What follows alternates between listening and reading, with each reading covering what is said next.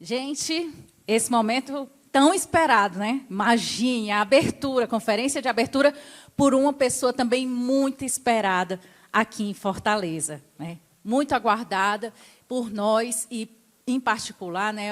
Para mim é uma alegria assim imensa. Fiquei assim quando Davi me chamou para esse momento. Eu sou do movimento negro, né? Do MNU. Mas nasci, né? Em um outro movimento, né? Iniciei a minha história em outro movimento que não existe hoje mais, que é a Juventude Negra Calunga. Muito importante, de lideranças como Labelle, que foi falada aqui, lideranças importantes, Dediane, Souza com Z, Labelle Raybon, Dione Silva, lideranças que fizeram parte da construção, né, do Encontro de Juventude Negra em 2017 em Lauro de Freitas, junto com também outras lideranças, inclusive com Carla Cotirene. Lideranças importantes que a gente tem na história. Então, para mim é uma alegria e vou iniciar nesse momento aqui a conferência de abertura Racismo Estrutural e Interseccionalidade. Caminhos para transformar a comunicação. E, nesse momento, gostaria de convidar a uma pessoa que, para nós, é esperada para conversar conosco nessa tarde de sábado e lembrar também as pessoas, né, que, nesse momento, a gente vai ter essa conferência, mas também vão ter outras mesas importantes. Tem já palestrantes aqui, como o Bruno de Castro, que vai ter aí na próxima mesa, Vera, entre outras pessoas. Então, não vamos esquecer aí de continuar nesse dia de hoje, viu, gente? Então, vou aqui iniciar, sempre lembrando, né? Este evento é uma realização da Terra Livre Produções, com patrocínio do Banco do Nordeste e patrocínio Master da Caixa e do Governo do Brasil. Onde tem patrocínio do Banco do Nordeste, tem Governo do Brasil. E aí, chamo Carla Acotirene para fazer parte desse momento. Uma salva de palmas que nem precisam ser chamadas, né? Obrigada.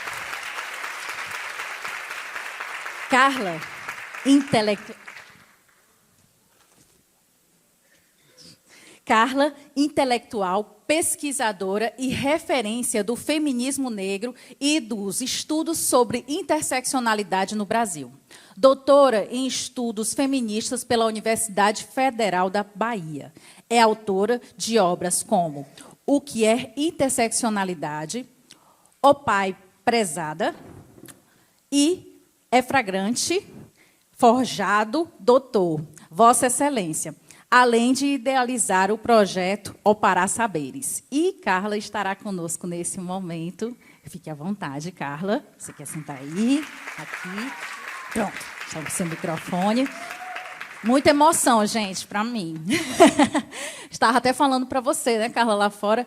Eu participei de um projeto, né, o Programa Coeto. Em 2012 foi quando conheci Carla pessoalmente. Eu disse, pronto, agora, anos depois, vamos nos encontrar novamente, né? Mas vamos iniciar, porque eu sei que todo mundo quer ouvir você, né, saber, conversar um pouco mais. E, de partida, né, a gente precisa, né, cada vez mais entender o que significa, principalmente com esse seu livro, que é tão importante, o que é interseccionalidade, que fez e faz até hoje, né, traz um impacto e faz uma diferença para diversos intelectuais, né? E aí, partindo dessa conversa, né, para falarmos sobre racismo estrutural e interseccionalidade, das estruturas da comunicação brasileira, precisamos aprender a enxergar e não apenas denunciar, mas enxergar, entender aí as transformações de fato. Elas são reais na prática, quando a gente pensa essas interseccionalidades, Carla? Isso é importante mesmo. Tanta coisa para conversar, né? E sem esquecer, que é muito importante, né? A Pamela já nos falou na mesa anterior, e a gente vai lembrar em todas as mesas a importância da autodescrição. Porque a gente tem pessoas aqui deficientes e também acompanhando a gente pela transmissão, viu? Lembrando as pessoas também que podem acompanhar através da bio. Boa tarde a todas as pessoas presentes. Eu quero, em nome do meu Ori, em nome da minha comunidade ancestral, saudar também a nossa ancestralidade através da justiça epistêmica, a justiça militante antirracista do nosso Hilário Ferreira. Eu também fui formada por ele e eu quero saudá-lo nesse momento.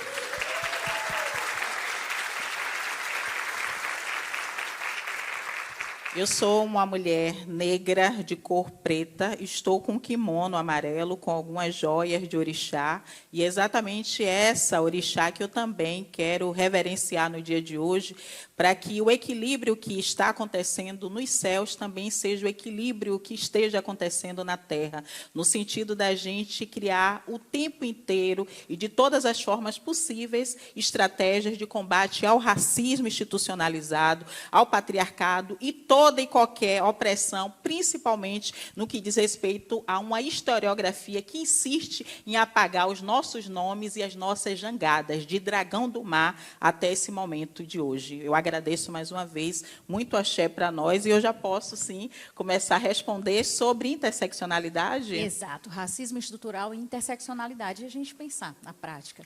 Perfeito. A partir desse lugar, né, que nós estamos hoje, comunicação no Nordeste, em especial. Perfeito, perfeito. Olha, Luizete, penso que falar de racismo institucional, primeiro, remete à menção do termo, né? Quando a gente fala em racismo institucional, a gente está falando de prática sistêmica antinegros. A gente está falando de um conjunto de esforços dos Estados, e eu estou falando do Estado no sentido ampliado, sociedade civil e sociedade política, que clama o tempo todo por ideologias que vão repercutir numa exclusão de critério racial. Então, do ponto de vista conceitual, temporal, a gente está falando ali da década de 60, nos Estados Unidos, com o movimento Black Power, falando de Hamilton, né, e Camaicon. Aqui no Brasil, os esforços dos movimentos negros, né, e é importante saudar, da década de 30 para cá, com a Frente Negra Brasileira, década de 70 ainda, com o movimento negro unificado, com União dos Negros pela Igualdade, Congresso dos Negros e Negras do Brasil, é esse esforço da gente criar uma identidade, né, entre pretos e pardos, exatamente entendendo que o Estado ele tem uma obrigação de reconhecer os danos da escravização, bem como justificar, através de implantação de políticas de ações afirmativas, uma reparação econômica. Então, quando estamos falando de racismo, estamos falando de prática do Estado, um conjunto de expedientes, de rotinas, e de expectativas que colocam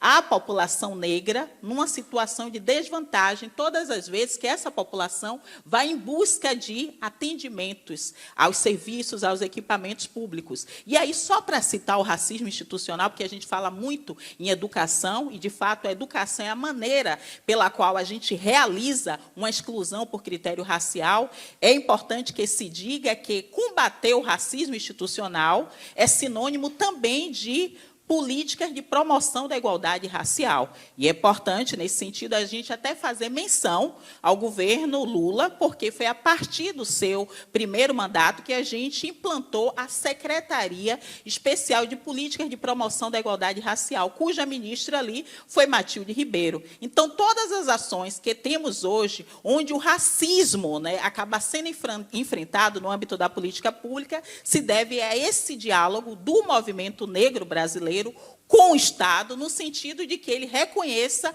a institucionalização dessas práticas. Essas práticas estão na saúde, obviamente, né? Porque essas práticas estão na saúde? Porque os servidores públicos também engatam nas suas rotinas comportamentos que não levam em conta a hipertensão, o diabetes, a política de saúde da população negra, o nutricídio como colonização do estômago, como bem tratou Laila África. Ou seja, né, se a gente for pegar do ponto de vista contracolonial, referenciando a história, e eu dialogo muito mais com Nego Bispo do que com o campo decolonial nesse momento, é necessário que a gente reconheça ali 1492, né, como projeto colonial que permanece até a colonialidade. E esse projeto colonial ele só foi sustentado graças ao racismo. racismo.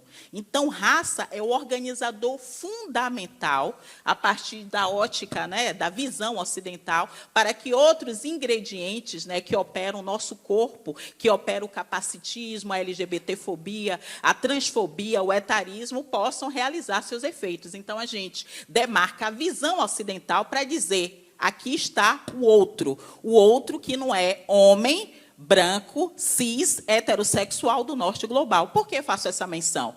Porque é muito comum a gente disputar qual a opressão que deve prevalecer no que diz respeito à regulação das desigualdades sociais. Não, eu não tenho dúvida que não houve navios negreiros separando altos de baixinhos, não houve navio negreiro de gênero, não houve navio negreiro etário geracional. O navio foi negreiro porque raça organiza a exclusão a partir dos olhos ocidentais.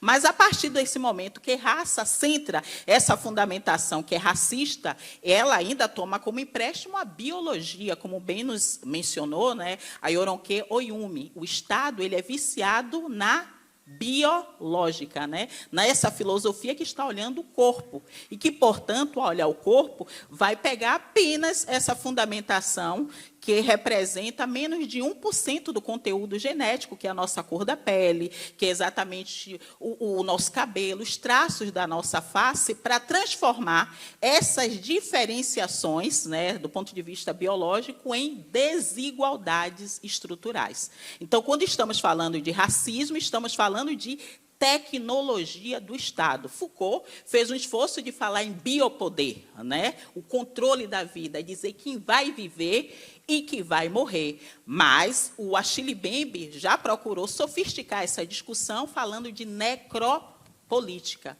A necropolítica só realiza os seus efeitos racistas graças à imagem, porque estamos falando de visão ocidental. Então, quando os nossos corpos aparecem nas mídias, os nossos corpos são sentenciados como culpados, como perigosos, e o Estado vai realizar, através da polícia e de outros aparelhos repressivos do Estado, uma perseguição preferencial aos homens negros. Por quê?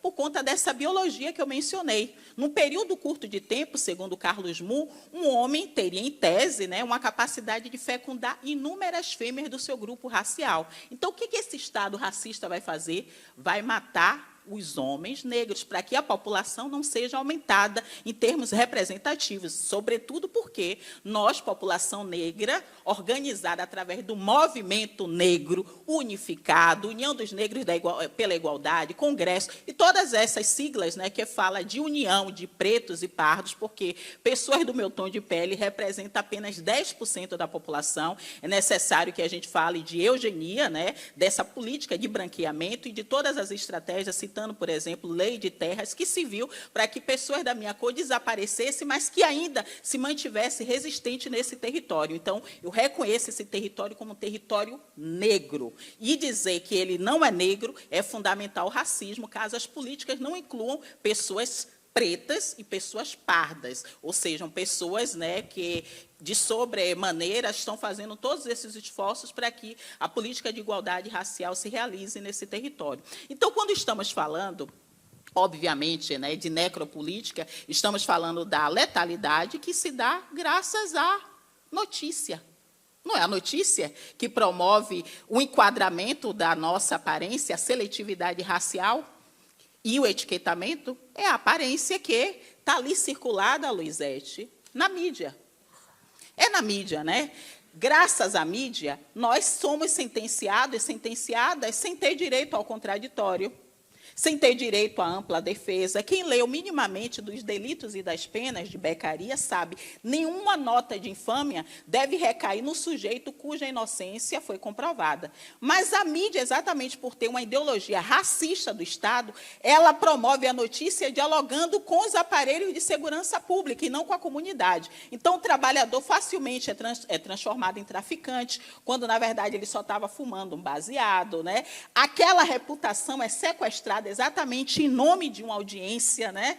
Você que está com a pingueira na casa tem que ver a câmera ali bem na sua tela, né? Na sua tela mental, mostrando que você é um fracassado, que você não conseguiu bater a laje, é mostrando o seu pé sujo, é mostrando a alça do sutiã. São essas semióticas do racismo que interessam a comunicação antirracista e que tem a ver com o nosso lastro, enquanto projeto intelectual feminista negro, porque a gente precisa resgatar, por exemplo, o conceito de imagens de controle, trabalhado ali na década de 80 já, pela feminista estadunidense Patricia Hill Collins. Ela vai dizer, né, imagem de controle está para além dos estigmas e estereótipos racistas, porque essa imagem de controle que vai fazer da mulher negra guerreira. A guerreira que hoje, na contemporaneidade, né, a gente vai dizer, não é a mãe solo. É aquela cuja família, por ser negra, está desestruturada. Que o pai foi morto ou está preso. Que o adolescente, na verdade, é de menor, que é uma categoria racial também criada, né, na narrativa. Né? O menor de idade nada mais é do que a criança e o adolescente, pensando aí em termos etários, geracionais, menores, né, de 18 anos e que também são perseguidos pelo Estado, porque essa família é o quê? Essa família negra é desestruturada no âmbito da comunicação. É essa lógica que atende. Né? Essa família é exatamente a família cuja trabalhadora doméstica vira exatamente aquela que vai trabalhar em casa de família, porque ela mesma, né, não faz parte de uma família. Imagem de controle é a gente pensar como se deslocou a ideia da mãe preta para a trabalhadora doméstica no dia de hoje. Pensar racismo é exatamente informar a raça como marcador das desigualdades estruturais diante de um Estado que é mínimo. Se ele é mínimo, ele precisa proteger o mercado, correto? E precisa implantar ações que são fragmentadas, ações que são casuais e, a depender da força progressista ou conservadora, elas são descontinuadas. E aí que é importante a gente até mencionar, por exemplo, o Bolsa Família. Recentemente, um rico, né, um burguês, falou mal do Bolsa Família. Mas, repare, o Bolsa Família, sendo uma ação de assistência social, ela precisa reconhecer que ela também é antirracista. Afinal, as principais beneficiárias do Bolsa Família são mulheres e mulheres negras. Eu já estou fazendo essa menção para que vocês entendam que a gente vive classe através de raça. Se nós não detemos os meios e modos de produção, é exatamente por conta do racismo. A burguesia é branca, heteronormativa. O Estado, ao proteger essa burguesia, olha aí eu fazendo menção ao lastro não só de Karl Marx, mas de Gramsci, é necessário que se diga, através do racismo, que uma estratégia do Estado controlar a população é exatamente matando uma população que é considerada inapta social e inapta ao trabalho. Então, o que vai acontecer com essa população? Uma parte dela vai ser morta, por quê? Porque a mídia mesmo circulou que ali é ponto de tráfico de droga. Aquela comunidade precisa ser recepcionada com violência. Ao ser recepcionada com violência, você está tirando de circulação aquela população que é o quê? Negra.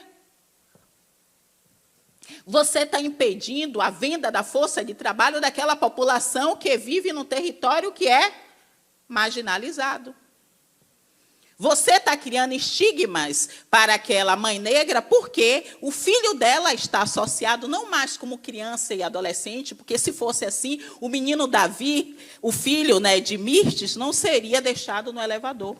Ou seja, né, se todo adolescente, se toda criança, né, branca necessariamente são menores de idade, os nossos menores de idade nunca foram vistos e tratados como criança. Então, a lógica de racismo do Estado é uma lógica colonial até a colonialidade. Quando a gente fala de seguridade, por exemplo, de previdência, a gente está falando de uma população que herdou a lei sexagenária. Só que a lei sexagenária, olhando hoje, né, para o envelhecimento da população, o racismo fez, por exemplo, né, que você sequer chegasse em boa condição, né, de se aposentar aos 60 anos de idade. Quem se aposenta com 60 anos de idade é o branco, que assinou a carteira cedo. Porque o racismo também faz, né, essa triagem de quem tem a mão de obra para ser considerada apta. Quem não tem a mão de obra apta vai incorrer exatamente em atividades ilícitas. Vai criar estratégias de sobrevivência num capitalismo que é racista e institucionalizado. Vai trabalhar nas empresas, como bem nos informou Angela Davis, instaladas no sistema prisional. Estamos falando de complexos industriais de reserva. Se nem toda a mão de obra é valorizada, ela vai ter serventia onde? Nas cadeias. Porque ali é o melhor lugar para você ser explorado. Afinal, a lei de execução penal vai dizer que você trabalha 3 dias, você diminui 1 dia de pena. Então, para o racismo capitalista, é interessante manter você em liberdade ou privado de liberdade?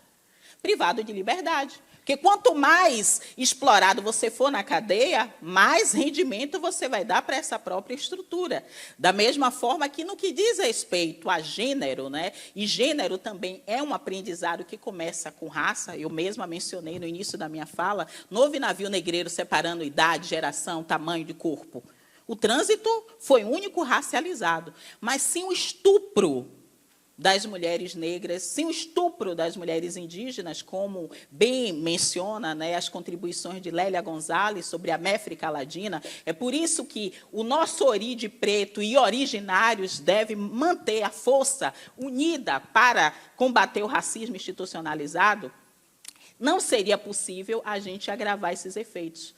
Porque o que o Estado faz é exatamente matar os homens pretos, já que, do ponto de vista biológico, existe uma capacidade enorme, né, de fecundar inúmeras fêmeas do seu grupo racial, e, ao mesmo tempo, ele interdita os direitos sexuais e reprodutivos, e a gente acaba morrendo em clínicas clandestinas de aborto. Quando a gente passa pelo Sistema Único de Saúde, a gente não recebe anestesia, porque desde Lombroso, Nina Rodrigues para cá, que esse racismo também está na ciência, tanto no que diz respeito à fonte de regras, como os valores constitutivos e contextuais da ciência, né? Por isso, ainda que é importante que se diga das estratégias que estamos criando em termos de identificação com o que os nossos ancestrais, a exemplo de Hilário, a exemplo de dona e professora, né, Joselina, que foi minha professora aqui nesse território. Eu fiz parte do Iniciativas Negras.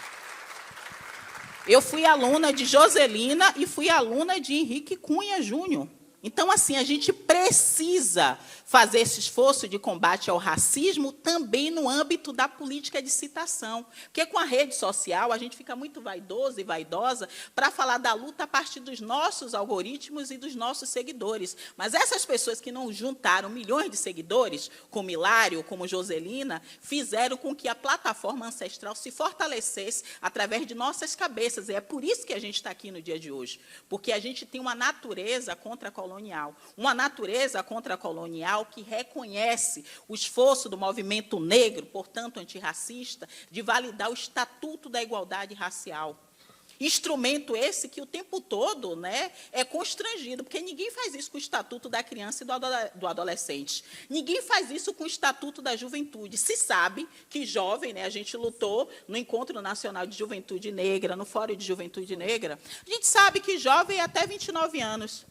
Ninguém vai se arriscar a dizer, eu sou 30 anos aqui nesse momento e eu sou jovem do ponto de vista jurídico. Não, pode ser até jovem em termos geracionais, mas etário é objetivo. Mas quando é na nossa vez do Estatuto da Igualdade Racial, aí começa brancos dizerem que é pardo, né, que são pardos, né, que tem avó que era negra, que minha mãe foi trabalhadora. Não, gente, precisamos ter responsabilidade de combater o racismo. E como é que se combate o racismo? Através da avaliação e monitoramento das políticas públicas, através de estratégias de gestão. Não é só a gente fechar na educação, é a gente fechar no direito e na medicina, principalmente. Vocês percebem alguém, por exemplo, tentando fraudar o curso de serviço social, qual eu sou formada?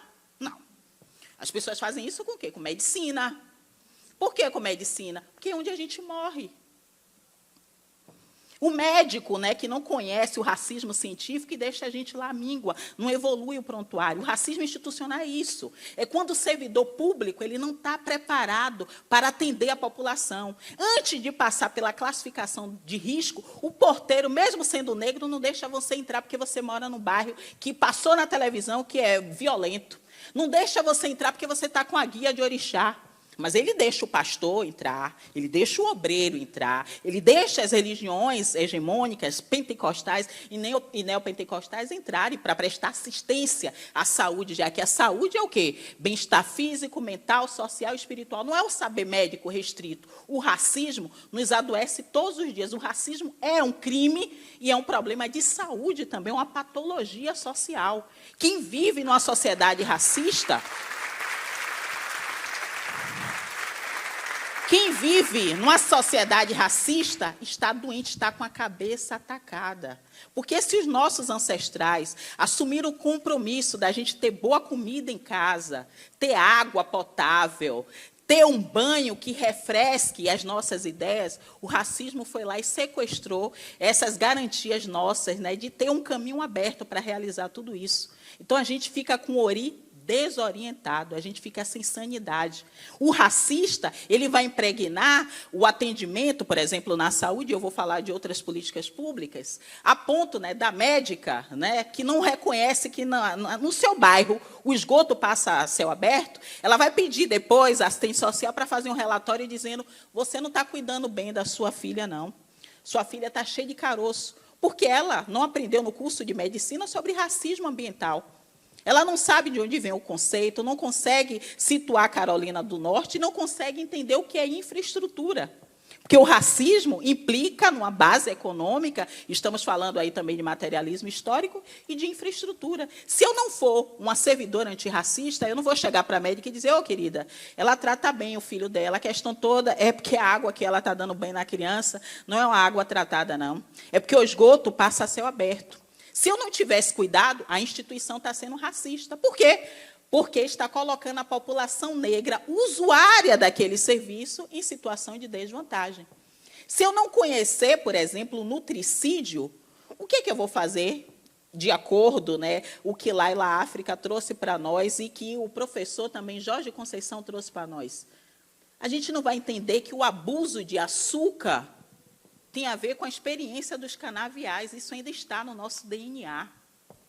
A gente mete sal na comida o tempo todo porque a gente consegue se conectar com o mar Atlântico, com este esforço de uma travessia que foi forçada. Então, tudo isso é importante para a gente fazer abordagens que não se reduzam apenas chamou de macaco. Racismo não é só a menção, chamou de macaco.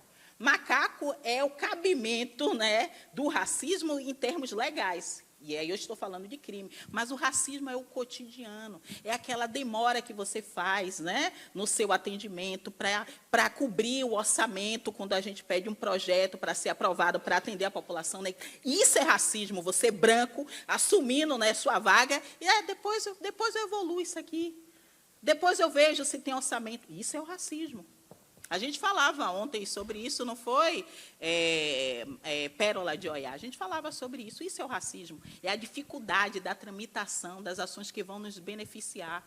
Quer seja na educação, quando a gente não consegue operacionalizar a Lei 10.639, quando a gente não consegue operacionalizar a Lei 11.635 ou 45? 11.645, quando a gente não reconhece os esforços intelectuais e das escolas antirracistas, e aí eu estou falando da escola Luísa Maim, eu estou falando da escolinha Maria Filipa, eu estou falando, né, dos esforços dos blocos afros, por exemplo, porque não ia existir Lei 10.639 sem o Ileaê cantando a história de África, dizendo que a África não é um país e sim um continente. Quem primeiro fez a gente se conectar com a África e rearticular a diáspora foi exatamente os movimentos negros através dos blocos afros. Quem fez a gente parar com essa competitividade de quem é mais preto foi exatamente a educação antirracista do Instituto Steve Biko, que fez a gente conhecer a frase dele, bastante clássica, né, nos nossos discursos: ser negro não é uma questão de pigmentação. Estamos falando de uma população que foi sequestrada e que sofreu impactos de estupros. Por mais que Karl Marx diga para nós, e ele não está errado em dizer, né, que a gente trabalha e não tem direito à mercadoria, a gente não tem sequer recursos para a democracia do descanso, por isso é importante a gente denunciar a escala 6x1. Nós, mulheres negras,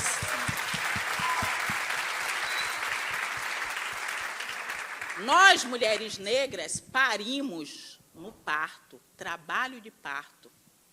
A gente não tem direito à mercadoria que a gente bota no mundo. Porque essa mercadoria ela é sequestrada, ela é traficada, ela é expropriada. Então, não dá para falar de meios e modos de produção sem considerar que nós, mulheres negras, somos trabalhadoras, estupradas, e o trabalho de parto é essa primeira menção de expropriação, de exploração. Então, todas as vezes que a gente for mencionar, antes de tudo, a interseccionalidade, finalmente chegando agora no conceito que foi cunhado em 89 por Kimberlé Crenshaw, a gente precisa fazer uma revisitação histórica. A realidade é interseccional. Não existe racismo sem patriarcado. Não existe patriarcado sem capitalismo. Não existe capitalismo que seja heterossexuado. Não existe heterossexismo sem capacitismo. Todos esses aprendizados coloniais partem do repertório da visão ocidental. A despeito da nossa teórica oxunista, né, nigeriana, Oyoronkei Umi, falar de cosmopercepção. Os sentidos que vocês podem dar para os seus próprios corpos, que não tem a ver com gênero, por exemplo, né? Porque gênero vai captar a anatomia, a morfologia, a fisiologia do corpo. E é por isso que nós, mulheres negras, por mais que nos juntemos para dizer os nossos homens estão sendo mortos, nós, tais quais as mulheres brancas, também morremos dentro de casa.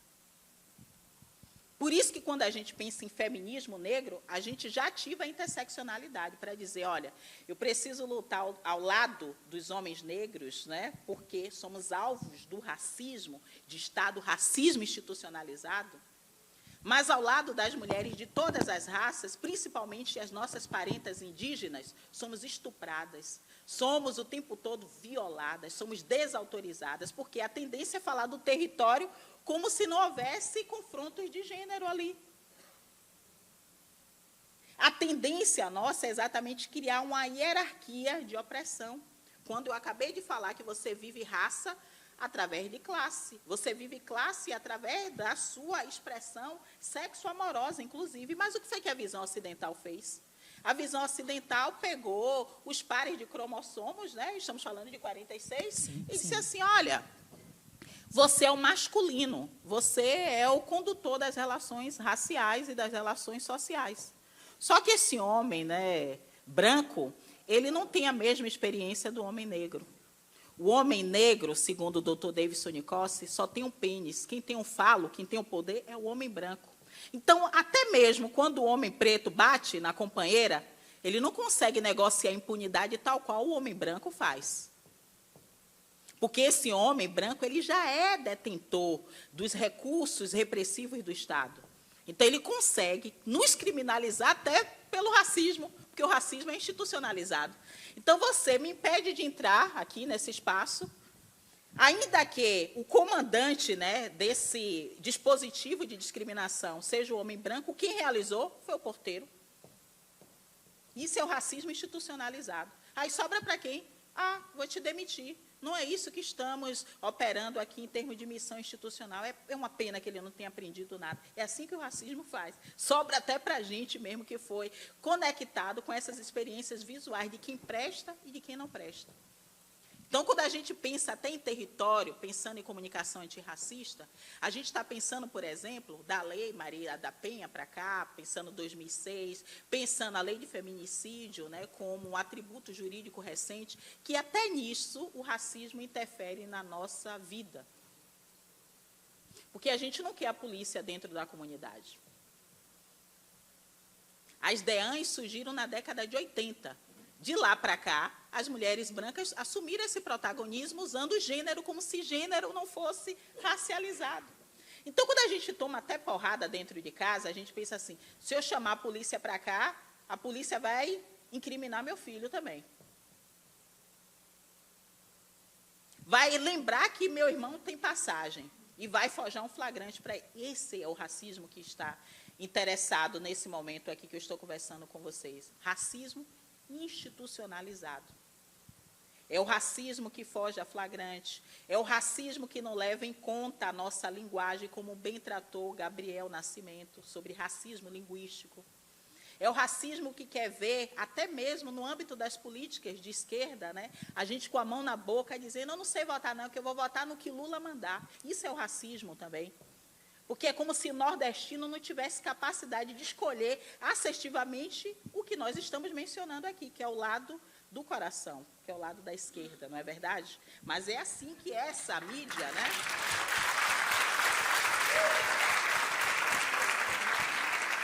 É assim que a mídia interpela as nossas inteligências. O que a mídia faz? Essa galera do Nordeste não sabe votar, não. É tudo analfabeto. Se botar Haddad, Haddad, Madad, é o que Lula mandar. É uma narrativa que cria no sentido de criar uma semiótica, né, do empobrecimento da população, exatamente porque a gente não tem capacidade crítica. Isso é o racismo. É o racismo que, antes do Brasil sorridente, arrancava os nossos sorrisos. Muitas de nossas mães e avós ainda falam escondendo, né, os dentes, porque é a forma cabal de dizer que a gente é subdesenvolvido, tal qual fizeram com o continente africano e com a América Latina. É a mesma matéria, né, discursiva que faz o Nordeste ser considerado empobrecido em termos de capacidade crítica.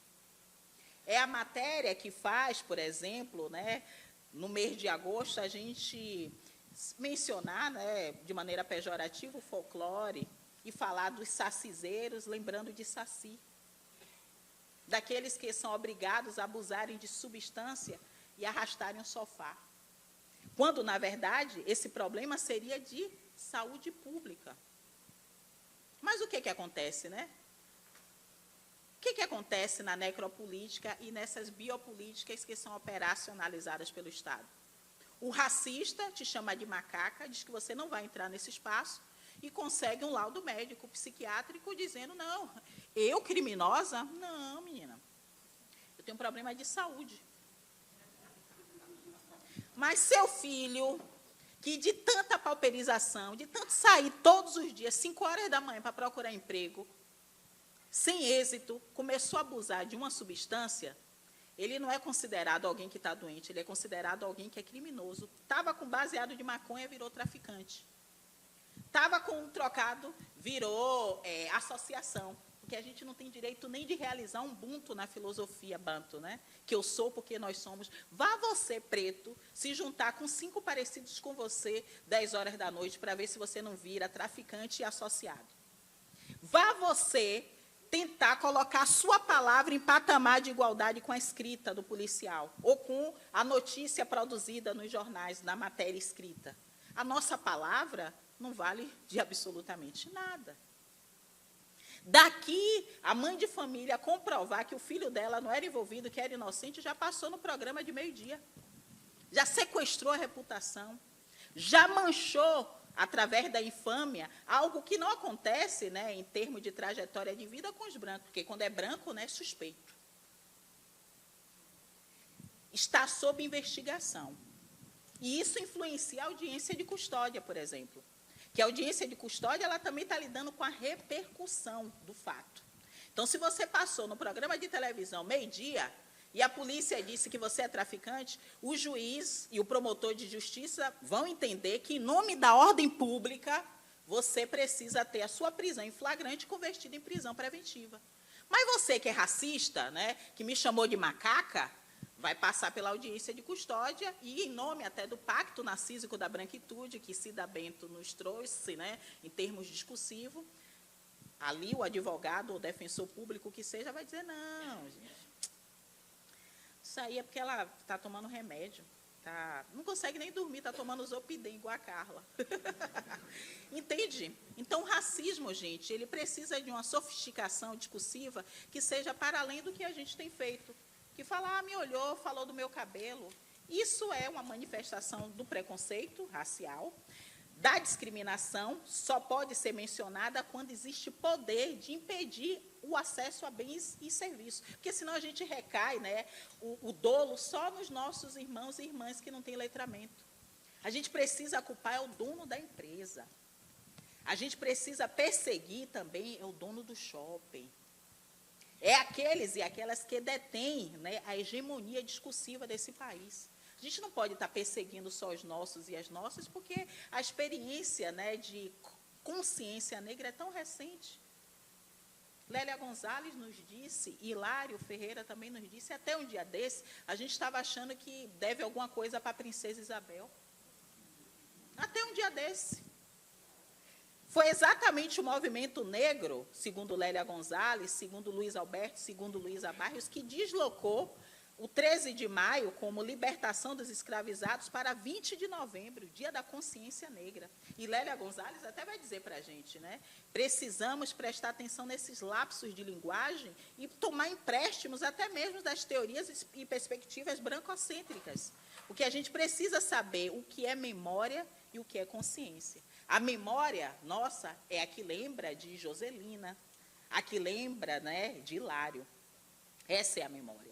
E a consciência negra é exatamente aquela que sabe, né, que diferente de pessoas que se parecem com Hilário, ou com Joselina, ou com o Dragão do Mar, a gente não deve nada a ninguém. A gente precisa reconhecer que o nosso pai, segundo Lélia Gonzalez, é Zumbi dos Palmares. A nossa mãe só pode ser quem? A mãe preta, que maternou os filhos da elite, né, burguesa, branca, senhoral desse país. Então, a grande intelectual desse país é a educadora mãe preta. Porque, segundo Lélia Gonzalez, deu um golpe linguístico e ensinou o português. A linguagem nossa, a nossa comunicação, não pode fazer pouco caso de quem fala que vai molhar as plantas. Há uma intelectualidade em quem fala vai molhar as plantas, porque há um tronco linguístico quibundo ali resistindo. Há uma intelectualidade em quem diz o flagrante foi forjado, segundo Lélia Gonzalez, porque esse L não faz parte da nossa resistência, assim como o I vem junto com o N. Por isso que a gente fala ignorante. Eu vou para a igreja, eu saí do candomblé, eu vou para a igreja. Então, há muita resistência linguística e há muito racismo quando a gente não busca a nossa história. E é por isso, finalizando agora, dizendo mais sobre interseccionalidade, que a interseccionalidade é tão importante. Ela é uma sensibilidade analítica. Tudo que eu fiz aqui de articulação foi interseccional.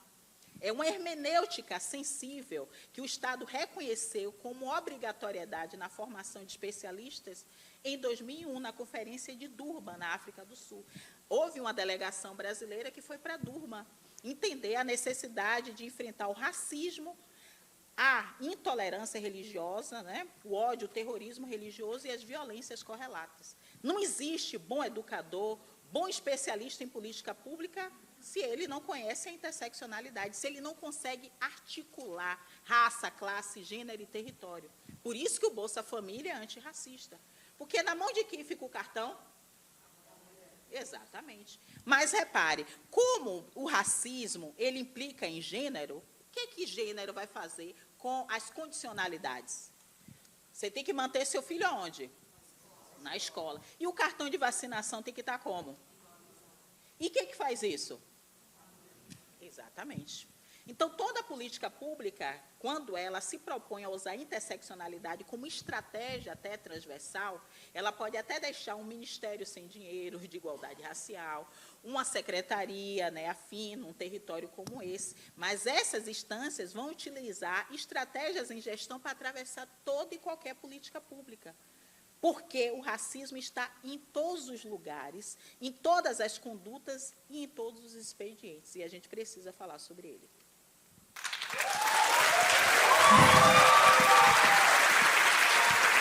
Carla.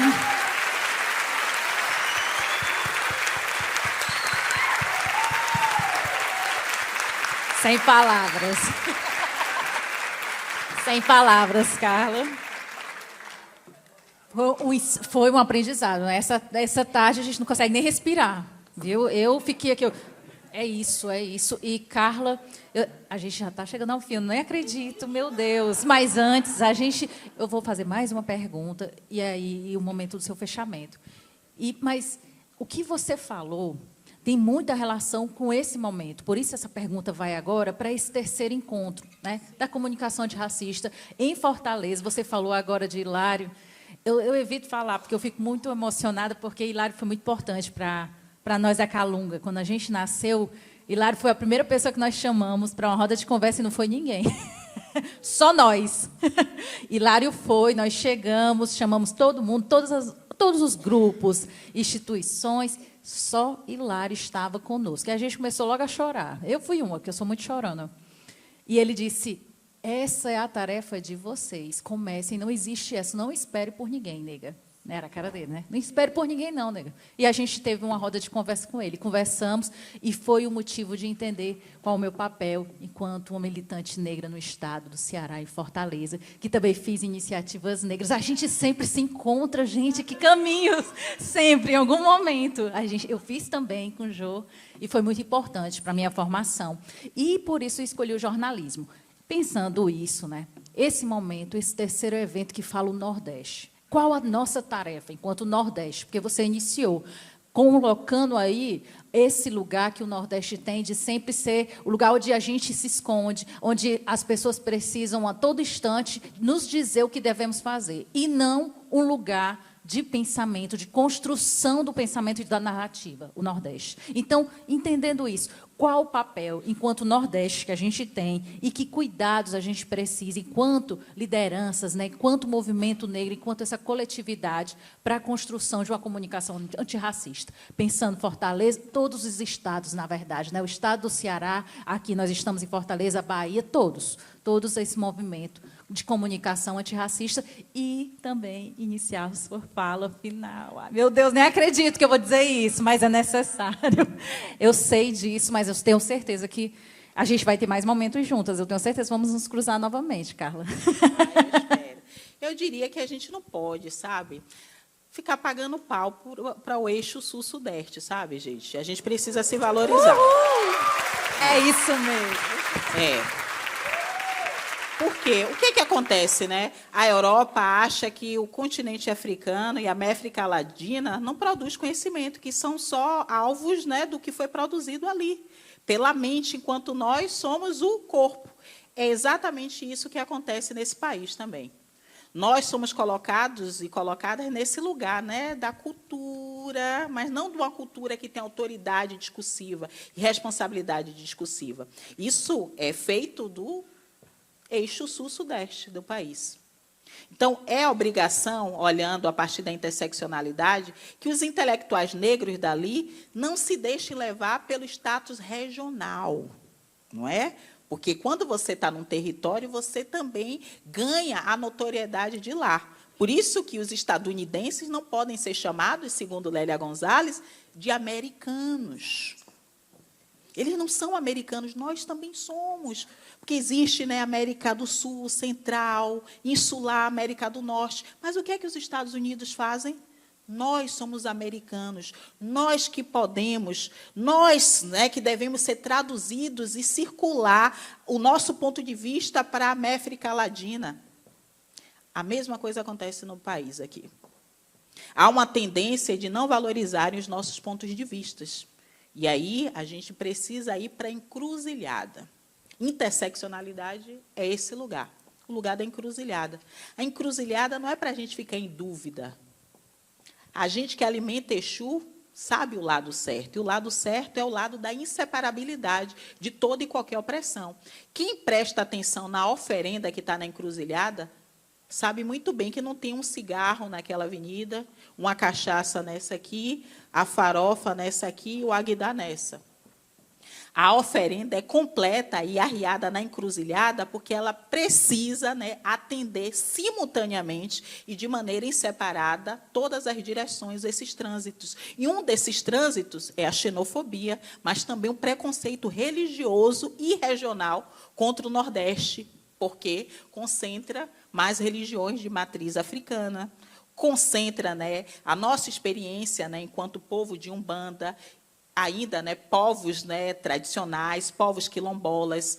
É preciso e necessário dizer que, sem utilizar a interseccionalidade, já respondendo, a gente não vai muito longe, não. Porque a gente vai pegar apenas a avenida de território e dizer, não, mas eu estou aqui, né? Eu estou aqui, nesse território. E esse território nem preto tem, que é uma grande mentira, né? É uma tentativa subjetiva de se unir com a brancura, em termos subjetivos, desse país e fazer com que a luta do movimento negro seja esvaziada nesse território. Então, a gente precisa, o tempo todo, pegar a oferenda e dizer assim, olha, está completa. E a gente nunca mais vai deixar nenhum grupo, nenhum segmento morrer de fome. A gente já se alimentou demais da branquitude e das experiências, né, que vão ali na boca no dia da sessão de domingo na igreja, né, sem que isso pudesse corresponder ao que o nosso estômago está pedindo enquanto divindade.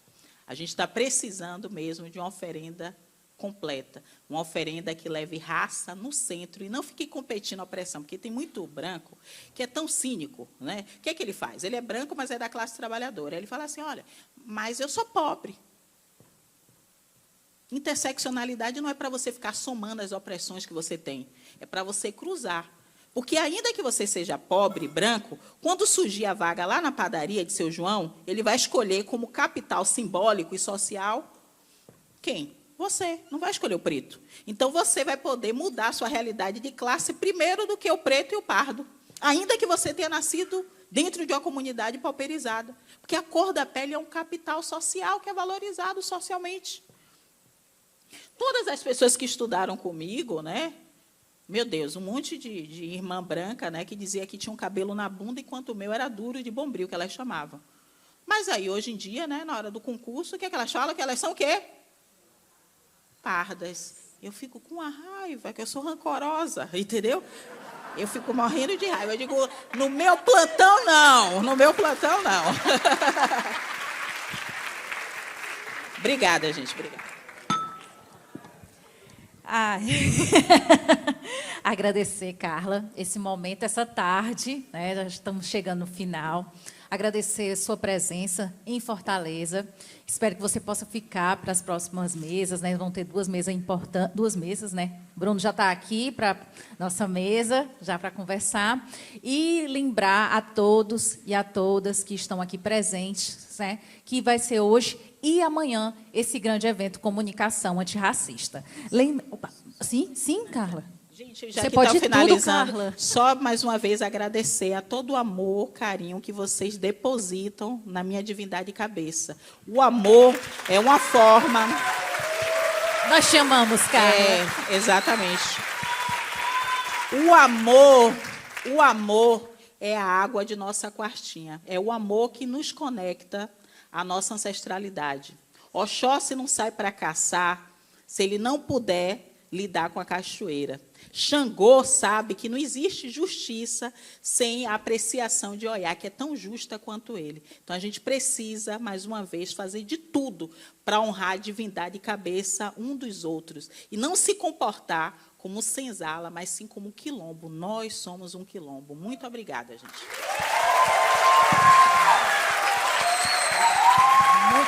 Muito obrigada, Carla.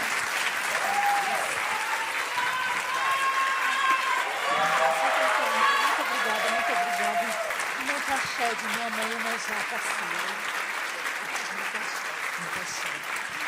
Gente, agradecer. Sim, a foto.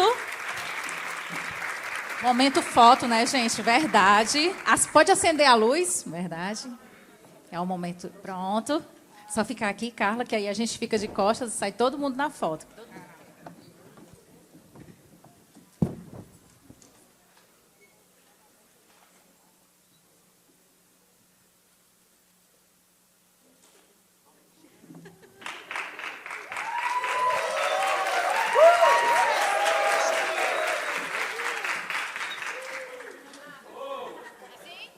Um, dois, três e... Hilário presente. Hilário presente. Joselina presente.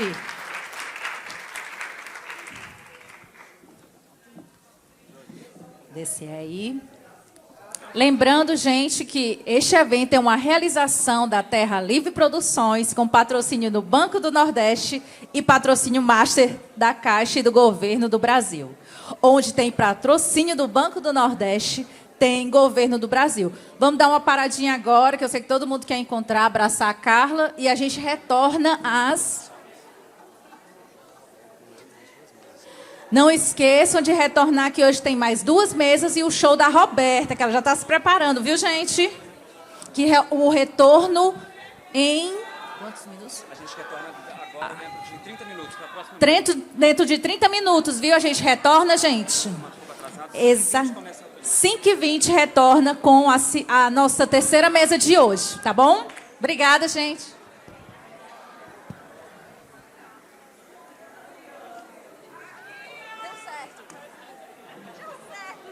Há 73 anos, surgia um banco diferente de todos os outros. Um banco que tinha como missão promover o bem-estar das famílias e desenvolver o Nordeste. De lá para cá, o Banco do Nordeste tornou-se um dos principais bancos do país e a cada ano injeta mais recursos na economia.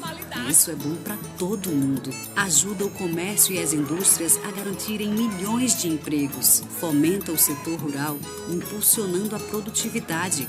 Dá suporte a grandes projetos de infraestrutura. Apoia a inovação, incentiva a cultura, promove o turismo. Estimula a mudança da matriz energética. Com o Crede Amigo e o Agroamigo Banco do Nordeste, faz pequenos negócios decolarem e ajuda milhares de famílias no campo a colherem uma vida mais digna. Esse é o maior banco de desenvolvimento regional da América Latina. Esse é o Banco do Nordeste e a gente está no rumo certo.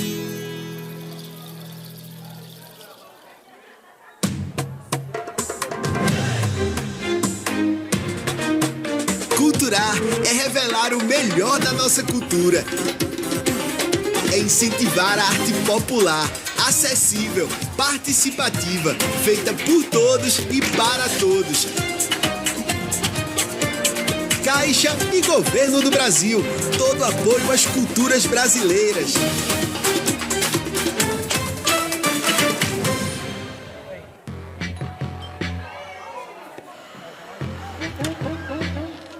Cadê meu celular? Eu vou ligar pro 180. Eu vou entregar teu nome e explicar teu endereço. Aqui você não entra mais. Eu digo que não te conheço. Eu solto o cachorro e apontando pra você. Eu grito no pé. Eu quero ver você pular, você correr na frente dos vizinhos. Você vai se arrepender de levantar a mão pra ela. Você vai se arrepender de levantar a mão pra mim. Pra ela. Você vai se arrepender de levantar a mão pra mim. Pra ela. Você vai se arrepender de levantar a mão pra mim. Pra ela. Até hoje, a luta contra o assédio, o estupro, a violência contra a mulher e o feminicídio tem sido uma luta só delas. Faça parte do Pacto Nacional Brasil contra o Feminicídio. A sociedade e os nossos 3 poderes juntos pela vida das mulheres. Acesse nosso site e seja um aliado. Homens contra o feminicídio. Brasil contra o feminicídio. Você vai se arrepender de levantar a mão pra mim.